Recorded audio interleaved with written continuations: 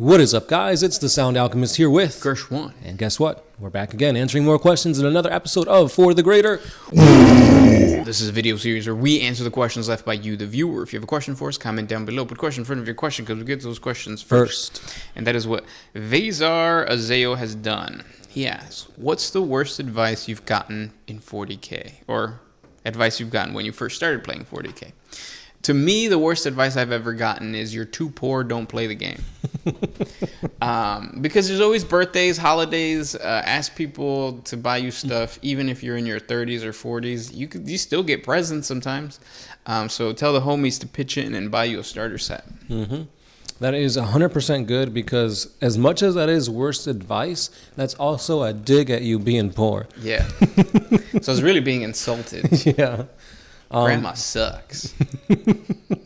Yeah, as much as like you look at a kit and it's like, oh my God, $50 for this kit, plus paints, plus the glue, plus getting the codex, which then by the time maybe you finish your army, the codex is invalid. It could be a lot, but remember, that's not the only way to get into the hobby. You could always buy a fully done painted army on eBay or Craigslist or off your friend who's trying to sell it because they're too broke. Yeah. So it's like there's ways of doing it without having to spend hundreds of thousands of dollars. True. And then also, you can go to the dollar store and pick up glue, paint, all that kind of stuff. Yeah. Your techniques will improve with time. Just kind of go at it slowly get better. Mm-hmm. I remember that one of our friends used to paint with markers. Yeah. So. I mean, whatever it takes to get 3 colors on your mini, because those 10 points, they add up. Yeah. In my opinion, the worst advice I got is don't worry about the gameplay, because that always changes. Yeah. I'm like, well, I mean, yes and no, because like you want to win games, honestly. Like, I don't know anybody that plays any game with the intention of losing. Right, but I think no, yeah, you're right. Because I think I was gonna argue about like because we've talked about playing with not the intention of winning, but just having a narrative, and that's also fun. If you're doing something when you know. Like if you play all dreadnoughts and your opponent is playing a competitive list or a list that will do good with like objectives, obviously you're going to lose, but you're going to have fun playing all these dreadnoughts. So there's that. Right. And at the end of the day, like you're rolling dice. So this is a game of chance. Yeah. The statistics are against you, but it could also mean that, hey, the underdog might come out on top. So maybe the good advice from that bad advice is play to have fun. There you go. Yeah.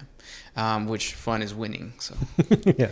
To some people, that's all it means. Yeah. Another really bad piece of advice that I got was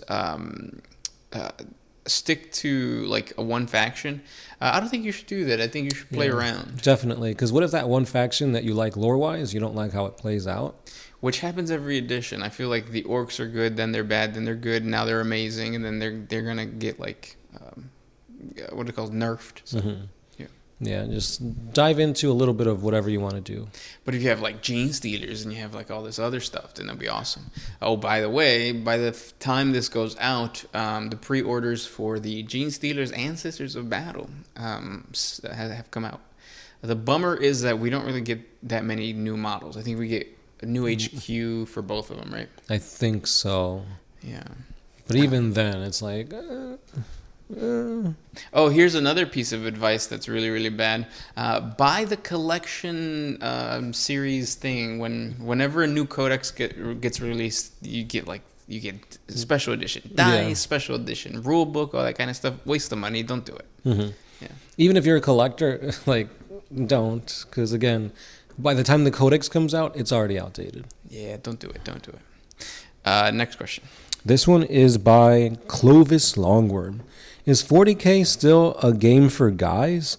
I recently got back into the hobby, and I noticed some things have changed, specifically on Instagram.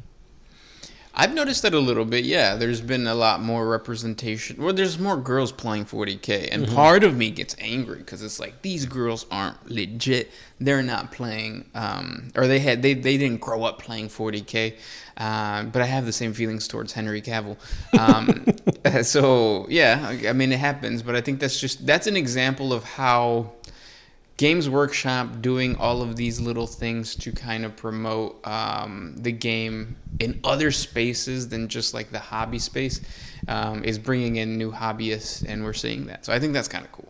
Yeah, because the more people that play 40K, the more money that comes into it, and the more, hopefully you would think, the more that GW would put out since they're seeing a bigger rise in revenue.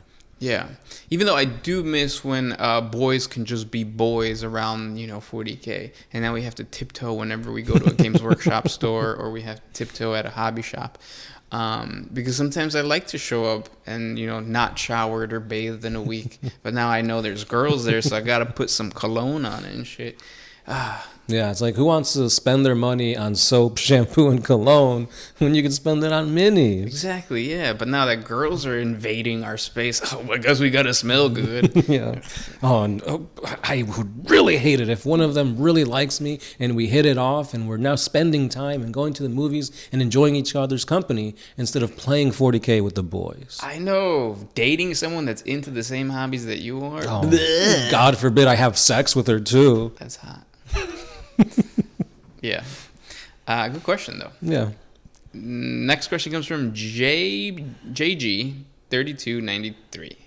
Would you ever live in another country? If so, which one? If not, why not? Let's do like Earth and then also in the 40K universe. As whatever you want. Mm-hmm.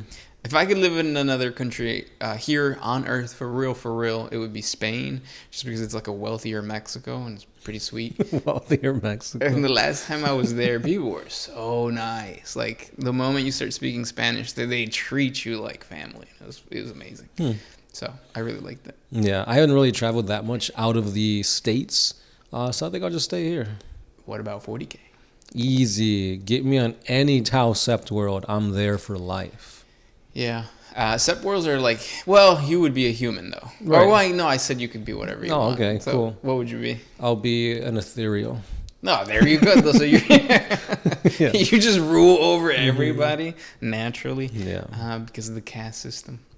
That's smart. I think it's, for me, it would be an agri world, but specifically like a water world, where like I'm fishing for krill, and that's all my life. Krill? Yeah. I don't know if it's because it's summer and I want to be outside all the time in the water, and there is no water around here, so yeah. Yeah.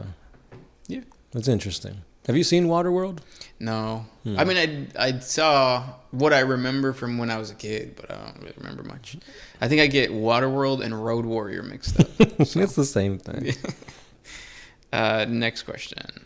This one comes from Sergeant 6977. What is the most horrible chaos god to encounter? I'd say maybe it's between Slanesh and Nurgle. Because Nurgle, a lot of times, you don't know you're getting like the wrong side of things. Because like they'll entice you with like, oh, I'm sick, but hey, I'll make you feel better if you pledge to the god of Nurgle. Or it's like, oh, I just have a cough. And then next thing you know, oh, my fingers are getting dislocated. Oh, my fingers become a tentacle. And it's like, boom, you're a spawn now. It's the most addictive chaos god for sure, because it gets rid of your pain. So there's no like you said, if you're getting a tentacle, you would think that would hurt, but no, it doesn't. Yeah, it doesn't, no. You feel happy, and you would even feel joy that you're changing into a spawn, supposedly. Yeah, but at the same time, you look at Slanesh, and it's like, if a demonette of Slanesh comes up to you, you're gonna see not this horrid demon with like a crab arm and stuff like that, but you're gonna see your wildest desires made manifest. Yeah. That's if you're lucky. Because another element of us putting ourselves in 40K, which is I think any fandom does, the reality is that like we probably wouldn't be a sorcerer. You probably wouldn't be like a powerful individual within that like world, Because I saw this. Do you know the show Bridgerton? Mm-hmm.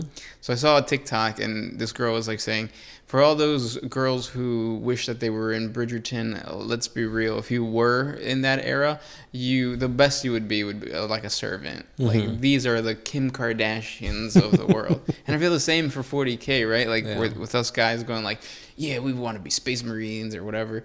No, we'd probably end up being lowborn. Oh yeah, we'd be like servant 1242 in Hive World, blah blah blah. We'd be mutants a little bit too. Yeah, kind of like the War Boys from from I was gonna say Dune, from Mad Max. Mad Max, yeah, with like fucking lumps on our necks and stuff, naming each lump. Yeah, we'd be like the what was the guy's name from 300? Oh, the giant, the like, hunchback the dude. hunchback dude. Yeah. I don't even know his name, but yeah. Probably like Hector. Yeah. But yeah, I agree. I think Nurgle will be the worst chaos god to encounter. Right? He said worst or best? The worst. Yeah. If it was the best, I think Khorne. Yeah. Like I said it in the previous episode, I think Khorne is the easiest chaos god to appease. Oh, you want me to punch that guy? Psh, I'll do it. I'll do that now. What are you in New York? And then, do you have a last question? This next one is by Issa Chan. Can you guys swap your bits in the intro? I know you've done it before, but it feels like so long ago. We'll try it in the next episode, so subscribe so you can check that out. Yeah, suscríbete. And can we do it? Put your vote down below. Yeah, and those were the questions for today. If you guys have more questions for us, comment down below, and we'll talk tomorrow. That's right. As always, it's been the Sound Alchemist here with Gershwan. and we are out. Oh,